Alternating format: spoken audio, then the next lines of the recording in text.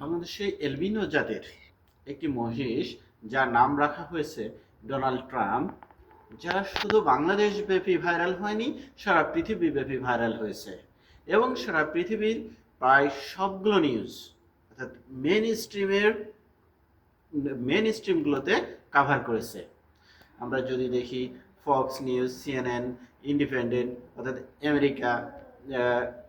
আমেরিকার প্রধান প্রধান নিউজ, ব্রিটেনের প্রধান প্রধান নিউজ, ফ্রান্সের, সারা বিশ্বব্যাপী সমস্ত নিউজে চলে আসছে এই ডোনাল্ড ট্রাম্প বাফেলো, এবং তাকে জবাই করা হবে, কোরবানি দেওয়া হবে, এই বিষয়গুলোকে একেবারেই সামনে নিয়ে আসা হয়েছে।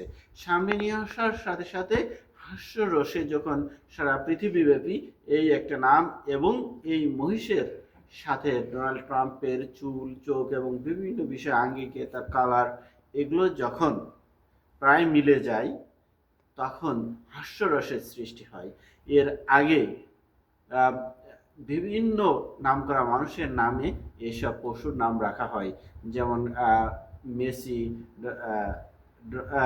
মেসি, রোনালদো, এমবাপ্পে, এরকম ক্রিকেটার, ফুটবলাররা সহ পৃথিবীর নামকরা মানুষের নামে এরকম পশুর নাম রাখা হয় এবং এগুলো কোরবানির সময় বাজারে বিক্রি করা হয়। যেহেতু নাম রাখা হলে এর বিশেষত্ব অনেকটা সময় যারা পছন্দ করেন এই নামগুলো বা এই খেলাকে, তারা অনেক সময় আকৃষ্ট হন।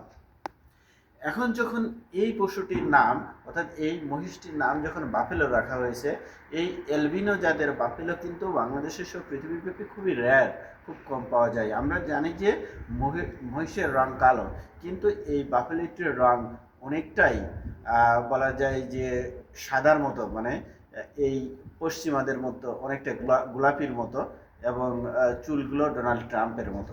সুতরাং যেহেতু এটা মিলে যাচ্ছে এবং এই মহিষটির চুলগুলো ডোনাল্ড ট্রাম্পের মতো, এবং যেহেতু এটা মিলে যাচ্ছে, যার কারণে প্রথমে পুরা দেশে এটা ভাইরাল হয়ে যায় এবং হাস্যরসের সৃষ্টি হয়। তারপরে এটা চলে যায় আন্তর্জাতিক মিডিয়ায়, এবং আন্তর্জাতিক মিডিয়া যখন কাভার দেয় তখন পৃথিবীব্যাপী হাস্যরসের সৃষ্টি হয়।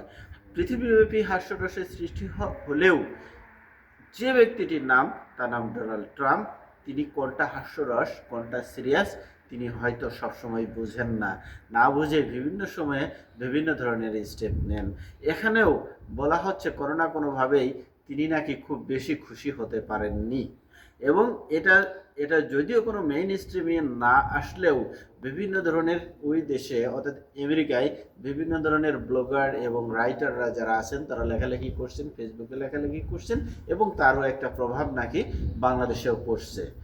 এই বিষয়গুলো যখন বাংলাদেশ ছেড়ে সুদূর আমেরিকা এবং ইউরোপে হাস্যরসের সৃষ্টি এবং বিভিন্ন আঙ্গিকে লেখালেখি হচ্ছে, তখন বাংলাদেশ সরকারের উপরে কেন যেন মনে হচ্ছে যে কিছুটা হলেও চাপ পড়েছে বা প্রভাব পড়েছে, যার কারণে এই তারেক রহমান সরকার অর্থাৎ বিএনপি সরকার তখন সিদ্ধান্ত নিল যে না, ডোনাল্ড ট্রাম্পকে আর কোরবানি করা হবে না, অর্থাৎ তাকে আর কোরবানি দেওয়া হবে না।